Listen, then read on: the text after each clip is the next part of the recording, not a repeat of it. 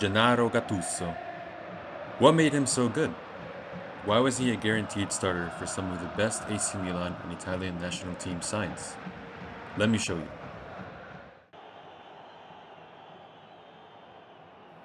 Gattuso's best traits were mental. Defensively, he understood the game better than most. He had the ability to read the game and anticipate what his opponent was going to do, which allowed him to break up attacks. Gattuso had a sense of where he needed to be on the pitch. You'll notice in these clips that he always seems to be in the right place. He was a very intelligent player.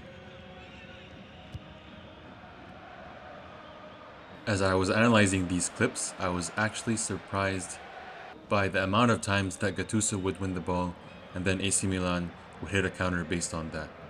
It was definitely a lot more than I remembered.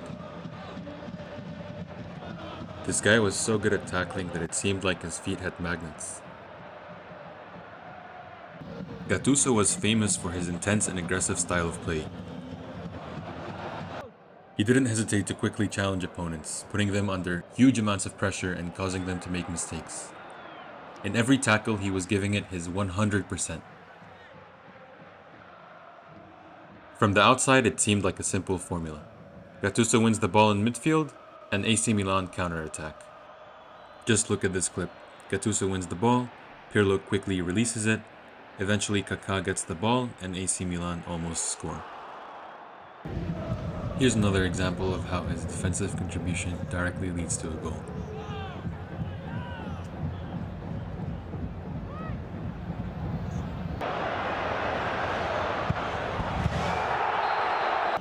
But because of his all-or-nothing approach in duels, Gattuso would sometimes give up fouls or even get dribbled past. It was part of his playing style, and it was bound to happen sometimes.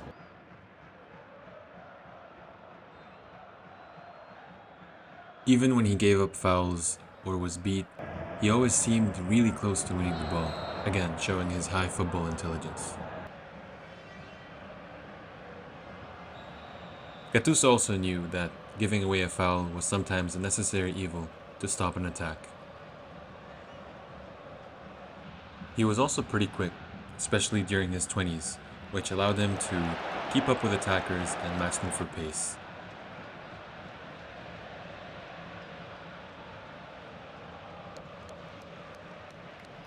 Similar to modern age players like N'Golo Kante or Barcelona's Gavi, he seemed to have unlimited stamina. And while Gattuso only started wearing the captain's armband after Maldini's retirement, he was one of the team's leaders. As a leader, he organized the defense, motivated teammates, and set high standards of commitment.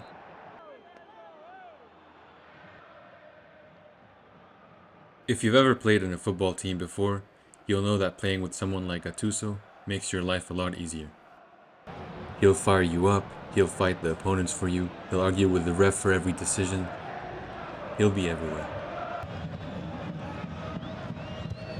And if Gattuso is an ideal teammate, you can imagine how much Ancelotti loved having him in his team. And yes, they've had some arguments throughout their careers, but in Gattuso, Ancelotti had a man who was willing to die for him on the pitch.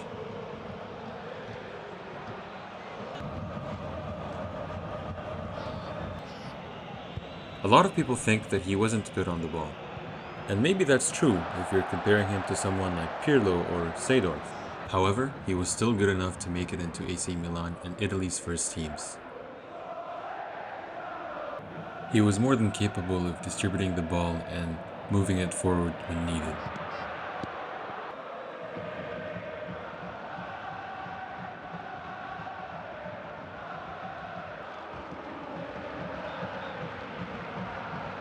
Having said that, he would let more creative players like Pirlo or Kaká handle the attacking side of the game.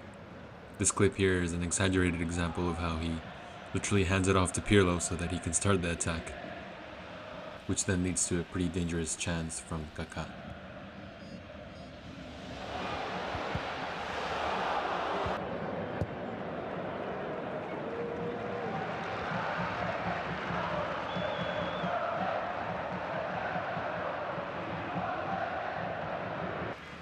Even though he wasn't one of the tallest players on the pitch at 177 centimeters, he was not afraid to sacrifice himself for the ball. A lot of being good at heading in football is mental, and you need to have more desire than the opponent to win the ball. This wasn't the problem for Gattuso.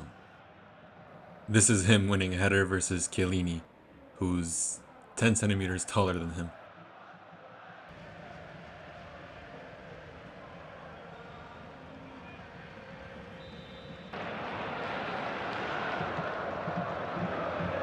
But as you can expect, he would sometimes get hurt in the process.